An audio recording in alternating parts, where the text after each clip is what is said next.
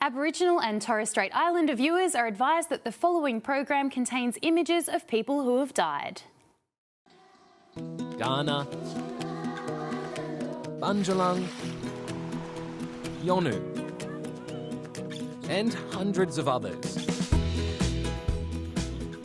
These are the First Nations of Australia, each with their own language, traditions, laws, and a relationship to land that goes back thousands of years. It's a relationship that's protected by the law, thanks to this guy, Eddie Koiki Mabo. Eddie was a Meriam man, born here on the island of Mer, also known as Murray Island. It's in the Torres Strait, between Queensland and Papua New Guinea.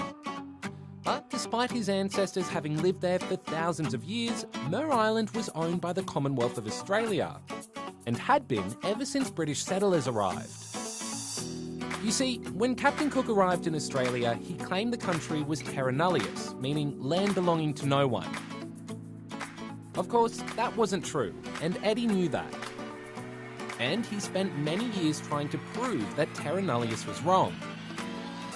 In the 80s, he and some fellow Murray Islanders, including his wife Benita, took their case to the highest court in Australia.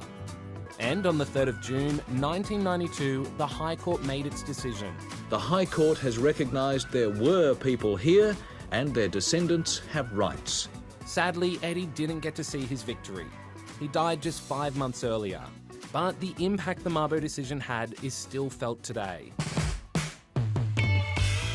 You see, it didn't just affect Meriam people. It meant other Indigenous people could claim native title too. So what is native title? Native title recognises Aboriginal and Torres Strait Islanders' rights and interests in relation to land and waters. That includes things like rights to fish, hunt and practice ceremonies. Native title can't be claimed over private property or areas with public buildings like schools and hospitals. And to claim native title, people have to be able to prove that their ancestors occupied the area before European arrival and continue to practice their culture there. Since the Mabo decision, there have been thousands of native title claims.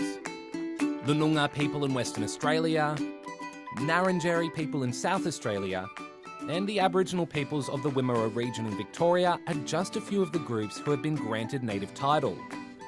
Many more are still waiting for a decision. And earlier this month, the Naliwuru and Ningali people in the Northern Territory were given $2.5 million by the Territory government because the court ruled that their native title had been unfairly taken away when the area was developed. It's the first time the highest court in Australia has put a dollar value on the loss of land and its emotional impact on Indigenous people. And a lot of people say it's a big step forward on the path towards reconciliation.